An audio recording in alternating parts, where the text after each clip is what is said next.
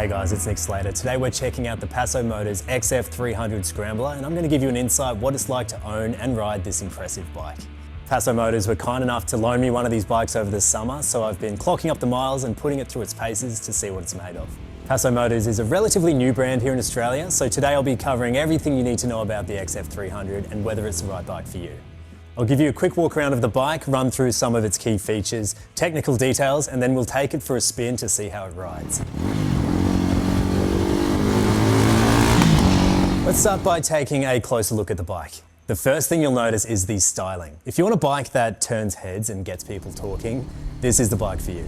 Over the summer, I had countless people asking where I got the bike, whether it was customized, and they're always surprised to learn that it's not customized, it comes straight out of the factory like this. The XF300 has retro styling, starting with this beautiful retro style tank with gold trim that really stands out. Paso Motors also offer a matte black version with blacked out rims and an all black look. Also, if you like the black gloss but don't want the gold wheels, you can do it with black wheels instead. Up front, there's a vintage style headlamp with a powerful LED halo light. The bike also features wide, high handlebars, which you'd expect from a Scrambler, and a straight, flat leather seat, which creates this continuous line from the tank to the back of the bike. To me, this is how a Scrambler should look. At the rear, you've got a single monoshock suspension, which creates this minimalist, naked look under the seat, with this cool Super Trap style exhaust, which you can adjust to modify the bike's performance. At the front, the XF300 is equipped with upside-down forks, which enhance both the stability and the styling. The semi-knobby dual-purpose tyres on both the front and the rear add to both the bike's style and function. Don't worry, we have tested these out and they handle brilliantly on the road through corners and wet surfaces. Now, diving into the technical side of things, the XF300 is powered by a CF Moto 300cc engine. This is the same engine they use in their entry-level sports bike. It's got nearly 30 brake horsepower, responsive throttle, quick off the line, and will sit comfortably at over 100 k's an hour. Anyone familiar with CF Moto will tell you they've got an excellent reputation for reliability and performance, and this engine is no exception. The XF300 has ABS front and rear, LED lights all around, Bosch electronics, and a liquid-cooled electronic fuel-injected motor, which is great for reliability and performance. And you can expect at least 100 miles to the gallon, which makes this bike really efficient. At just under 140 kilos, the bike is light and responsive, making it so much fun to ride, which is perfect for learners and experienced riders. So that's as much as I can show you in the shop. Let's take it outside where we can start it up and take it for a spin.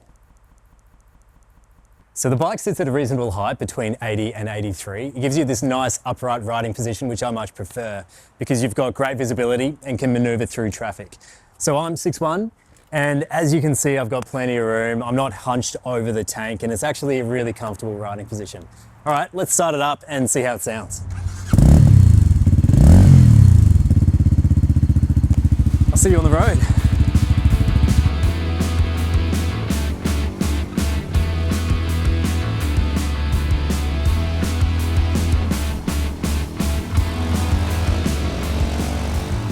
So every time I ride this bike, it puts a smile on my face. It has this fantastic popping noise from the exhaust when you rev it and go through the gears, giving it that true Scrambler vibe. Let's be honest, everyone loves revving their bike occasionally, and the XF300 is a great bike for it. The throttle is responsive and gear changes are smooth, and it accelerates quickly and easily reaches higher speeds. The tyres, despite being semi-knobby, grip the road surprisingly well, especially through the corners. The bike is fun and feels safe to ride. It's light and hassle-free. For a first bike of a commuter, this is a great option, and I would highly recommend it to anyone looking for a new bike that offers looks, performance, and value for money. So that's pretty much the XF300 in a nutshell. I hope you liked the video. If you'd like more info, feel free to reach out to Paso Motors. I'm sure they'd love to hear from you, and all their details can be found online.